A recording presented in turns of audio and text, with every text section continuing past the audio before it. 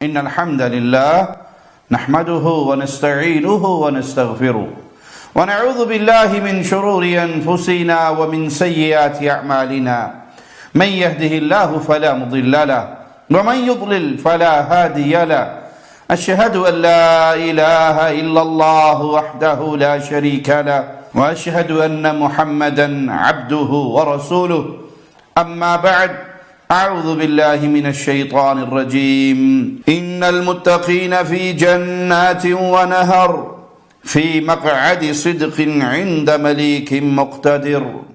جنت وہ عظیم نعمت ہے جس کو پانے کی خواہش ہر مسلمان کے دل میں ہے. جنت اللہ کا وہ انعام ہے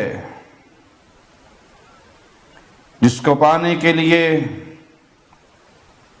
عبادت گزار اپنی راتوں کو مصلوں پہ گزارتے ہیں، اپنے رب کے حکموں کو مانتے ہیں. جنت وہ عظیم دولت ہے کہ وہ کامیاب ہو گیا جو جہنم سے بچا کر جنت میں داخل کر دیا گیا.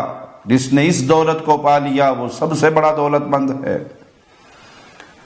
جہاں نعمتیں ہیں، جہاں دودھ، شراب، پانی، شہد کی نہریں ہیں، جہاں پھل ہیں، باغات ہیں، ان پھلوں کے نام تو دنیا والے ہی ہوں گے لیکن ان کا ذائقہ ایسا جس کو کسی نے کبھی چکھا نہ ہوگا.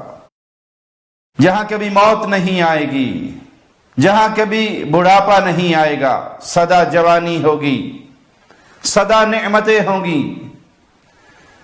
کبھی کمزوری نہیں ہوگی. وہ جنت جہاں انسان اپنے رب کے پڑوس میں ہوگا، اور اس سے بہتر ٹھکانہ کیا ہو سکتا ہے. مالک کا فرمان سنیے، ان المتقین فی جنات و نہر. بلا شبہ اہل تقوی باغات اور نہروں میں ہوں گے. فی مقعد صدق عند ملیک مقتدر. حقیقی عزت کی جگہ، ہر طرح کی قدرت والے بادشاہ کے نزدیک، اپنے خالق و مالک کے پڑوس میں. اللہ تجھے تیرے پیارے چہرے کا واسطہ ہے مولا، ہم سب اہل ایمان کو اپنی رحمت سے جنت الفردوس عطا فرمانا.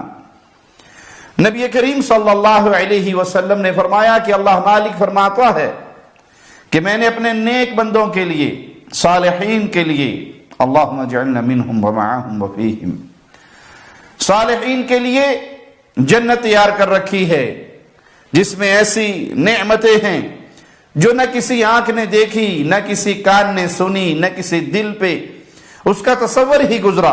اور یہی بات مولا کے کلام میں بھی ہے، فَلَا تَعْلَمُ نَفْسٌ مَا أُخْفِيَ لَهُم مِّن قُرَّةِ أَعْيُنٍ جَزَاءً بِمَا كَانُوا يَعْمَلُونَ.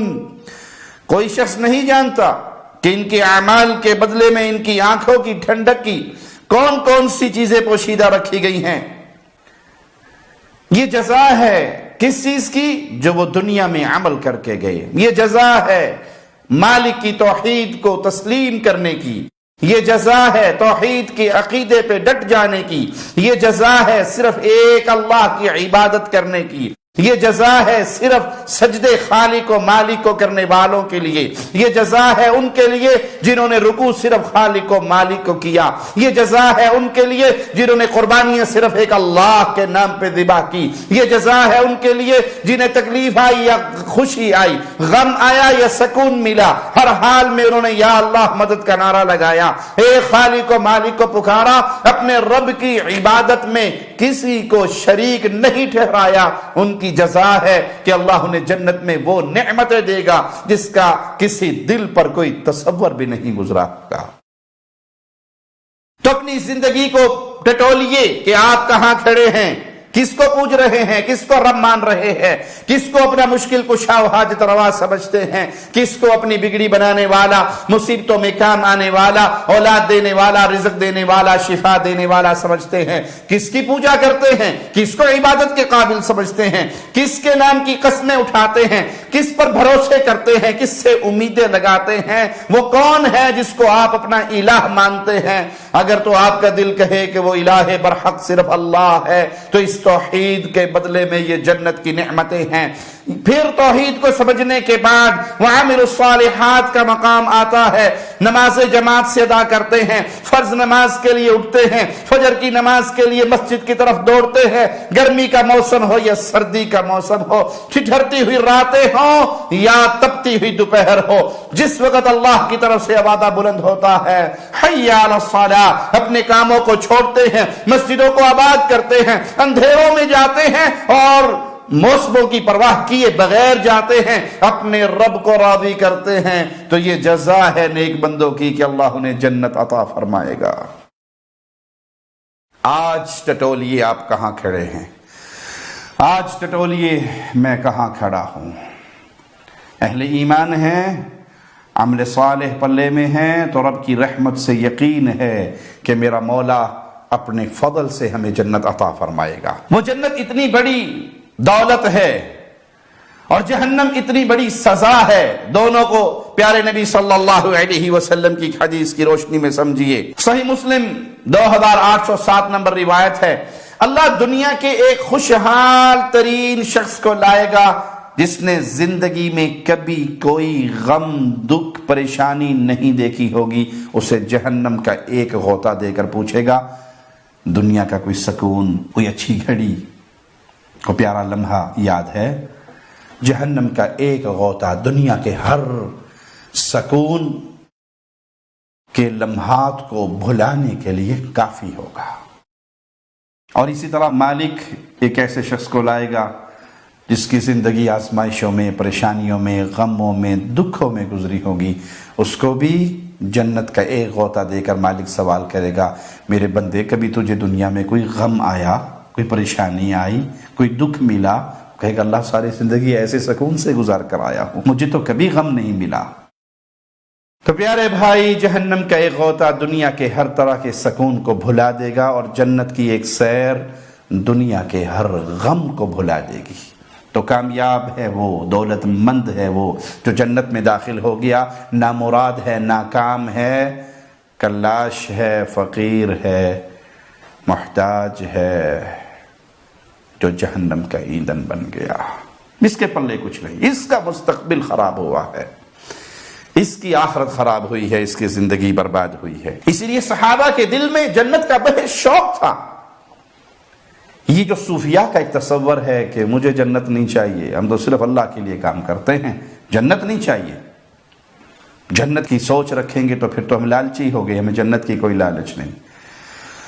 بلکہ غازی قلندری کا قول مشہور ہے، پتہ نہیں اس نے کہا بھی یا نہیں، لوگوں نے اس کے نام پہ خوب مشہور کر رکھا ہے کہ رابعہ بصری کہا کرتی تھی جنت کے پانی سے جہنم کو بجھا دوں، جہنم کی آگ سے جنت کو جلا دوں اور پھر بے لوث ہو کر عبادت کروں۔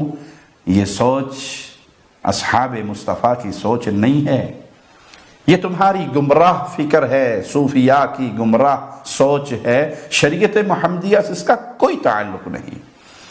اللہ نے یہ ساری جنت کی نعمتیں بیان کی، اپنی کتاب میں بیان کی، اپنے محمد صلی اللہ علیہ وسلم کی مبارک زبان سے امت تک پہنچائی، اس لیے شوق دلوانے کے لیے۔ اور صحابہ کے دل میں یہ شوق تھا، صحابہ آپس میں بیٹھتے گفتگو کرتے جنت کے بارے میں، جب جنت میں جائیں گے تو کیسے رہیں گے، جنت کی نعمتوں کو یاد کرتے۔ ایک صحابی آ کر کہنے لگے اللہ کے نبی صلی اللہ علیہ وسلم کے جنت میں گھوڑے ہوں گے؟ تو آپ صلی اللہ علیہ وسلم نے فرمایا اگر تجھے اللہ نے جنت دے دی تو تیرے پاس سرخ یاقوتی گھوڑے ہوں گے جس پر تو سوار ہو کر جنت میں جہاں چاہے گا اڑتا پھرے گا۔ ایک اور صحابی آ کر سوال کرتے ہیں اللہ کے نبی صلی اللہ علیہ وسلم کیا جنت میں اونٹ ہوں گے؟